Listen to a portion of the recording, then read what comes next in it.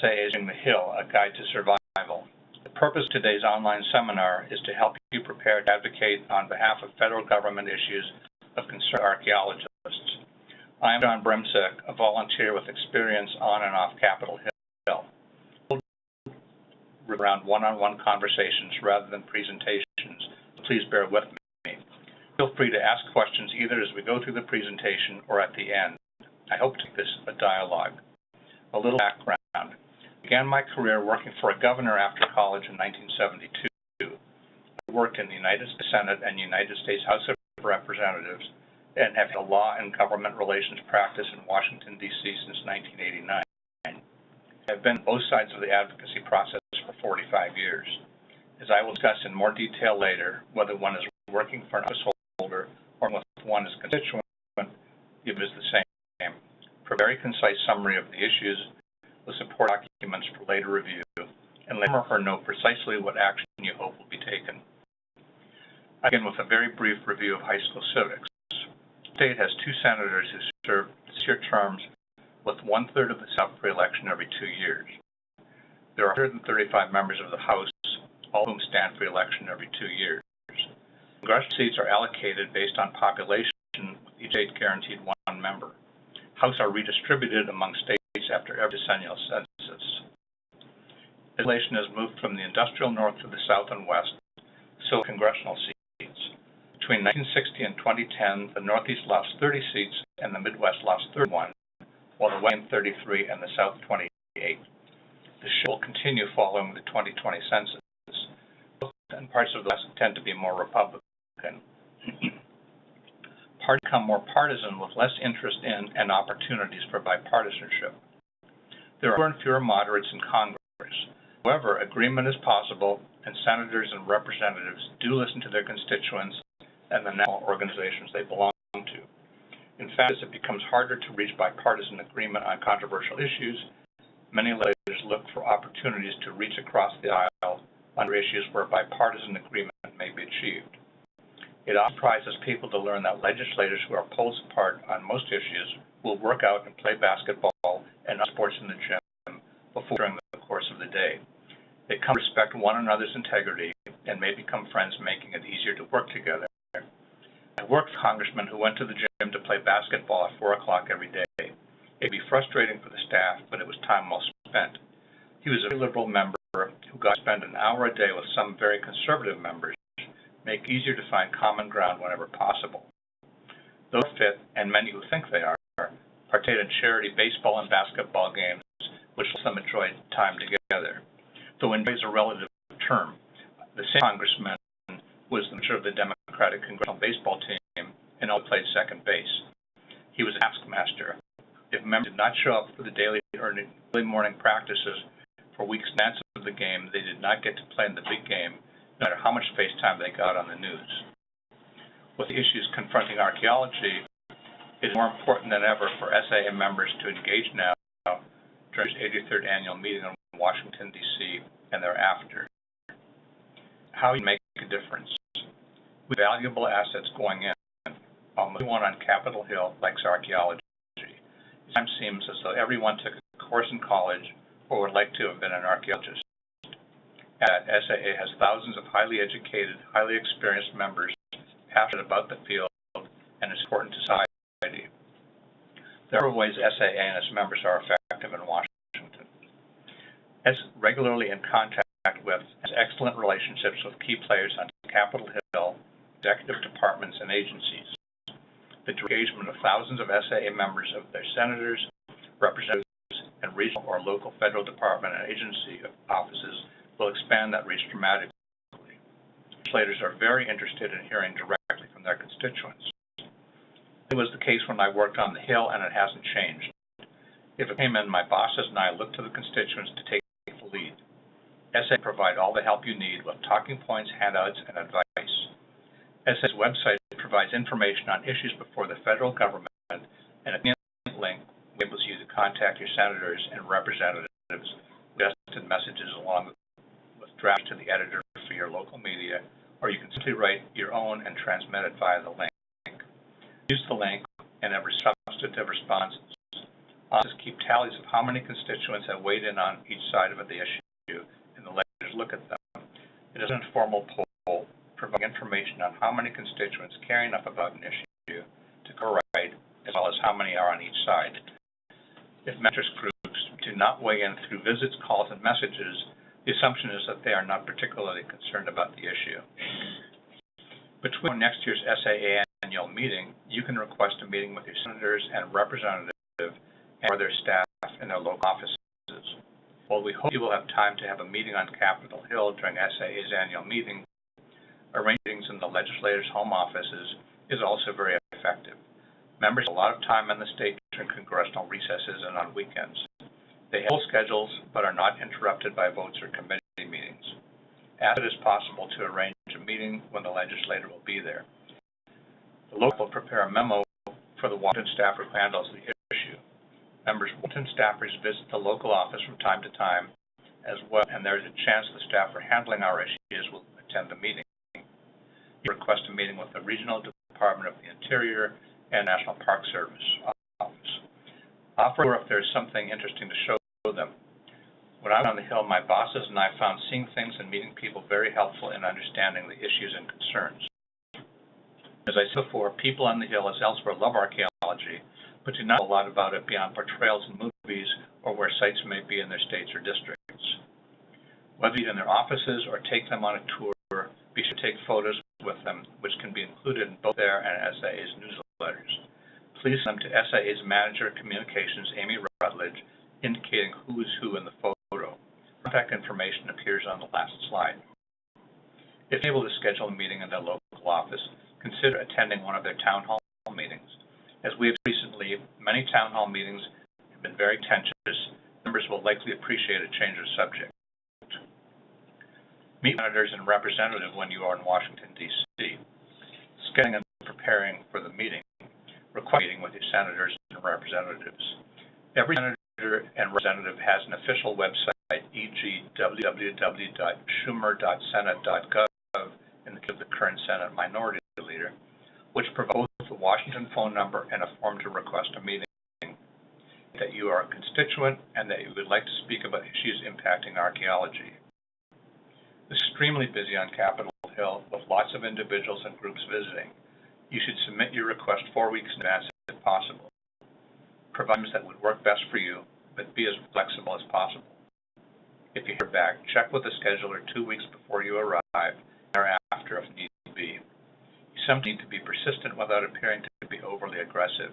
They are used to it. Plenty of time to get through airport-like security at the Senate and House office buildings. Some organizations have their annual fly-ins during the spring. School holidays in the summer are always crowded. Interestingly, many tourists who arrive here by airplane and have gone through airport security act as they've never seen a scanner or metal detector and ends up going through security to enter congressional buildings, thereby delaying your progress. Once in the buildings, there are cafeterias in the basement to grab a cup of coffee or a bite to eat. It is to enjoy coffee inside than to be in a long line outside worrying about making it to the meeting on time. You are likely to run into some of your colleagues. Once you are, it is possible to walk among 3 Senate office buildings by tunnels without going through security again. This is true for the House office buildings. However, if you cross the Capitol complex from the Senate to the House side and vice versa, you will have to go through security again. While it would be convenient to have both Senate meetings and then the House meeting or vice versa, legislative schedules often mean you will be going back and forth, meaning added delays. In multiple meetings, leave at least 30 minutes between meetings on the same side of the campus, House or Senate, and 1 hour if you need to cross campus.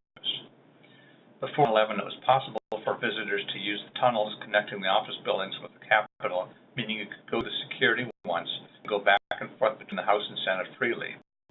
Visitors were also able to ride the congressional subway system. Different times. Prepare and attending the meeting.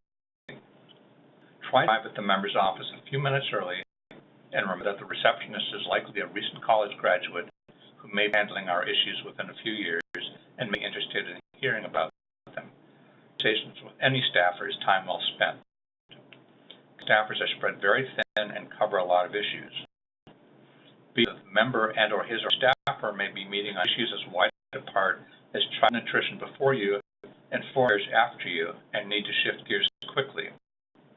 Because schedules, meetings usually last around 15 minutes or perhaps a little longer, so it's important to make your points succinctly to allow time for questions and discussion.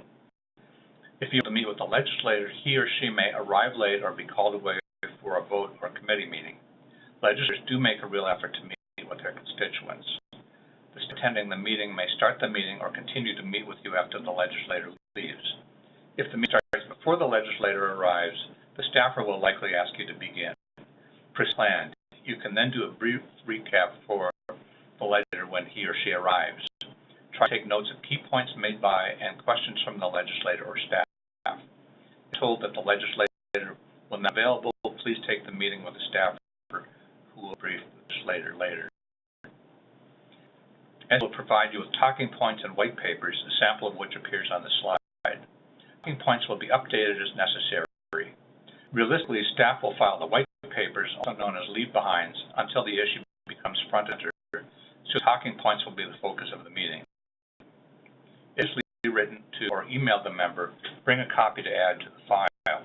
Similarly, if you have written to the President or Secretary of the Interior, etc., bring a copy of those letters for the files. Feel free to leave a reasonable amount of material behind.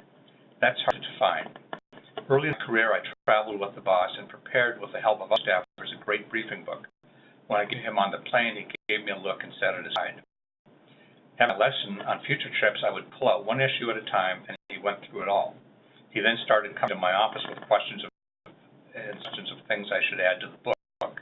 Similarly, a staffer will read through a folder, but not a stuff reminder. That won't be an issue, as they will prepare information for your use. Do include information on sites, projects, or other issues to you. After introductions, move promptly into your presentation.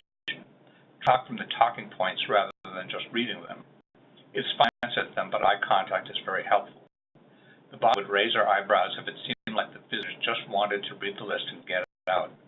There was one group which came to town every year and would read the same questions from their list. The boss was firmly on their side and repeated the answers every year. Since engaged in a dialogue, I told him it would save one time if instead of meeting, we just put 2 tape recorders next to one another, one asking the questions and one answering them. Talking points will be brief. If a 40-page PowerPoint, both the legislators and staffers' eyes will glaze over. If you created a great PowerPoint for your site, let them know before they look for a pillow that you will be highlighting a few pages and will leave it behind. The pictures. If there are several of you, ask the constituents to take the lead, and since there may be what's called an ask. Making effective ask. This is one letter where you put what you are asking for in the first paragraph. SAA may be supporting or opposing specific legislation, or we may want to introduce ourselves as a resource and provide the legislator and staff with background information on archaeology and its interests and concerns. Give a specific, something like, the Society for American Archaeology supports and asks that you co-sponsor and vote for, which will appear in the talking points, then to continue from the talking points. At the conclusion, ask if he or she would agree to the request. More than not, they will say they need time to review the information, but it's always worth asking. In the case of ask something like, we would like to provide a brief overview of the Society for American Archaeology's interests and concerns, then read from the talking points. Ask the legislator to keep the issues you have discussed in mind should any come up in legislation. Both cases, while following the talking points, be sure to mention the impact legislation may have in the legislator's area and projects or sites located there. E.g., passage of this legislation would cripple the work we are doing at X site. Invite them to pay a visit when they are back home. Be sure to ask if they have questions or concerns and if they would like additional information. Leave both your and SAA Manager in Government Affairs David Lindsay's business cards. The Congress are not like in the movies. A fair number of legislators, particularly in the House, sleep in their offices on their couches or air mattresses. One building has a hard-to-find 5th floor. Freshmen are those who want to be left alone are officed there. On that, the offices face the courtyard stored cages for everyone in the building across the hall. The window cages are just that. Once the door is unlocked, there's a key to open the screen cage. One cage had a conference table and his mattress leaning against the wall. He also played seniors hockey, so his skates and gear were hung up on the wall. It was the movies where the lawyer is meeting with his client in jail. The office cramped with a little meeting space. If you do not meet with a member, you may wind up meeting with the staff in the hallway or cafeteria on a very busy day. It is an insult, and you will likely see lots of similar meetings up and down the hallway. I have done countless times, both as a staffer and as an advocate. Word of advice: wear comfortable shoes. Marble hallways may look nice, but can be killers when you're standing around. Take before you arrive on the hill to mentally create an elevator speech. If you want sharing an elevator or walk down the hallway with a legislator, it does happen. If she is not one of your legislators, you will have a unique 30-second opportunity to introduce yourself and give the essence of SAA's argument. They are an active audience for a brief moment in time. SAA will provide you with a list of members of the Congressional Historic Preservation Caucus. If the member visiting is a member of the caucus, thank him or her. It asks them to join. In 2017, SAA has been expanding its message to a wider audience on Capitol Hill and working to increase Republican membership in the Preservation Caucus. Members are naturally more inclined to support legislation endorsed by a caucus they belong to. Meetings in the local offices ask to take a photo. In many cases, a staffer will also take a photo for possible use in the members' newsletter or website. Please send them again to SAA Manager Communications, image indicating who is who in the photo. Staff descriptions. On this slide is not far from the truth. I used to say lobby staffers who are young enough to be my children, they mostly are, but not so could be my grandchildren. I'm rethinking that. Scheme of things, congressional staffs are not very large. Senators have about 44 staffers divided among Washington office and several offices in the state. Others have about 18 divided between the Washington office and the district office or offices. And staffers are spread thin and each responsible for a number of unrelated issue areas. Not surprisingly, staffers tend to be young because theirs is a very demanding 24/7, which does not pay a lot. When I worked on the Hill, there was a congressman of Irish descent across the hall who handed out green bagels on St. Patrick's Day. One day, a frenzied staffer opened his desk drawer to grab and wolf down his green bagel before his next meeting, only to find out too late that it was not the St. Patrick's Day bagel. During the dinner break, young staffers can be often seen roaming the halls where those hosting receptions invite them in for a bite before they head back to their desks. Under Civics rules, receptions are limited to very light fare so they won't be tucking into cheap steaks. Rules are, or at least were, very strict. No sitting down, no spoons or forks. Food had to be eaten off toothpicks. There's also a lot of staff turnover, as many will go on to graduate school, move to other offices or other jobs in Washington, or move to their home states. Many legislators have served as staffers themselves. These are invariably very smart and energetic, and each position from intern on up is a training and proving ground for moving up. As I mentioned earlier, the junior staffer you may interact with while away your meeting could well be the lead on SAA's issues within a few years. As an example, during a recent meeting, the receptionist was invited to attend because she has a master's in historic preservation. Staff structure is chief of staff. The staff are charged with overseeing the office, staff, etc. While they probably do not handle issues, they almost always will have come up through the ranks and will occasionally take meetings or sit in on them to understand the issues. The press area, as the name suggests, prepare press releases and statements and interact with the media. In some cases, they may also handle issues. The legislative director, or LD, is the chief policy staffer who will cover some issues and is primarily responsible for managing the legislative assistants and legislative correspondence. Assistants, or LAs, have a number of issue areas they are responsible for, as well as meeting with constituents, conduct research, briefing the member, drafting speeches, etc. Legislative correspondence, the LCs are the most junior policy staffers whose LAs when they are assigned to with the goal of advancing to LA when an opening presents itself. As it implies, they are also responsible for responding to the huge volume of messages from constituents. Back in dark ages, that's me, there were no such things as LCs. The LAs had to do everything, including typing responses to constituents on typewriters with carbon paper copies. It didn't matter how smart you were, where you went to school, the fact that I was a lawyer, or how poorly you typed. If your lab had too many typos, the office manager would make you do it over on top of your day job. I generally work in the state office and help constituents with Social Security issues and the like. Develop a lot of expertise and are often older and sometimes are asked to stay when the office changes hands because of that expertise. They sometimes follow legislative issues and may participate in meetings. Receptionists are usually very bright recent college graduates on the first rung of the public policy ladder. Unless they are swamped, they are usually interested in talking with you. We have college interns year-round, and most of they definitely hope to work on the Hill after graduation. I started as an intern for a governor, which led to a very interesting 45-year career in public policy. Offices, particularly in the Senate, may also have staff with the title of counsel, senior assistant, special assistant, etc. They are more seasoned and or already have advanced degrees. Follow on your meeting with a message thanking the member and briefly restating the issues and your ask, e.g. to co-sponsor or at least vote for a measure. If you did meet with a member, address it to him or her anyway, seeing the staffer. I appreciated the opportunity to meet with the staffer's name to discuss issues of concern to the Society for American Archaeology. I look forward to working with your office on these important matters. The points made during the meeting. Avoid using snail mail. Following Senate anthrax attack in 2001, snail mail has been diverted for screening, which can add a lot of time to the process. I don't now, but in the early days, congressional offices received mail which looked like it had been largely incinerated after it was sent. The PDF attachment is faster. Before you leave the office, ask for a general email address to send things to, and send it directly to the staffer who should have given you his or her card. If they're usually available on the reception desk. Relationship. Send for an email from time to time with new information and if they need or would like any additional information.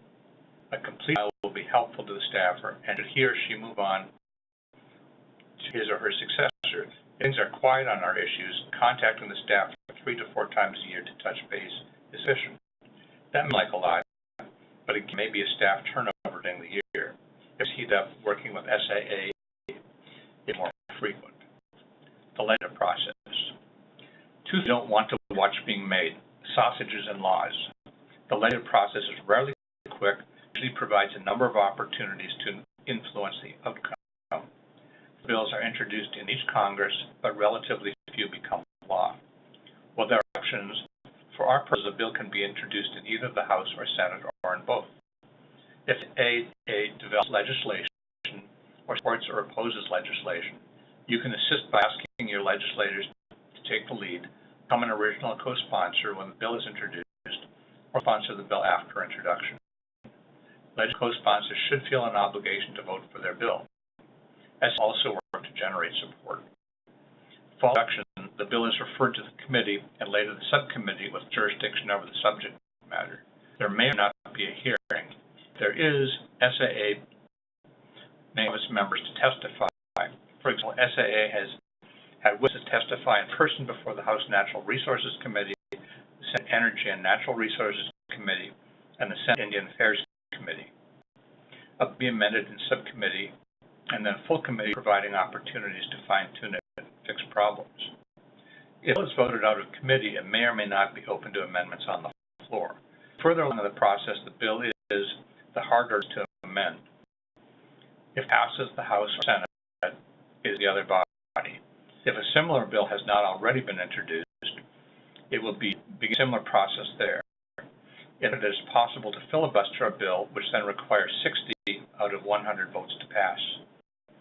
Some bill will be added to another, and that it is difficult to stop it. During time near the end of the year, bills may move quickly, sometimes in the dead of night. Both the Senate and House pass legislation on an issue, and if the bills are not identical, it is a conference committee made up of members from both bodies. If they are able to reach agreement, the compromise bill must be repassed by both bodies in final form before being sent to the President. If the President vetoes a bill, 2/3 of both the House and Senate must vote to override the veto, an infrequent occurrence. I guarantee that you will find the experience interesting and informative, and perhaps even fun. Hope you will make time to visit legislators on Capitol Hill during SAA's 83rd Annual Meeting. There are very important issues facing archaeology in the next few years. It's time to turn out in force. We will not have many archaeologists in town again for quite some time. Thank you for participating. I'd be happy to try to answer any questions. First, I'm going to take a quick sip of coffee.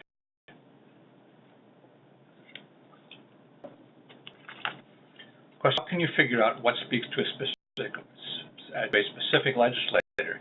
Can SAA help with that in terms of issues as you just discussed? SAA will help identify what speaks to individual legislators, but it isn't an exact science. You may make a big expecting pushback from someone only to find that he or she minored in archaeology in college. Sometimes it's a matter of presenting the arguments and seeing if something generates particular interest during the conversation. How your tips would not work with members of state legislators. When governor, I interacted with state legislators. On balance, Congress and state legislatures are very similar, with the caveat that state legislators have very limited, if any, staff support, so it will take more direct time with them to get the message through. Those of us who really don't know much about how to go about this but live in the area, DC, and can easily be flexible or do follow up, contact you directly for specific guidance, or is there a page on SAA's website with instructions?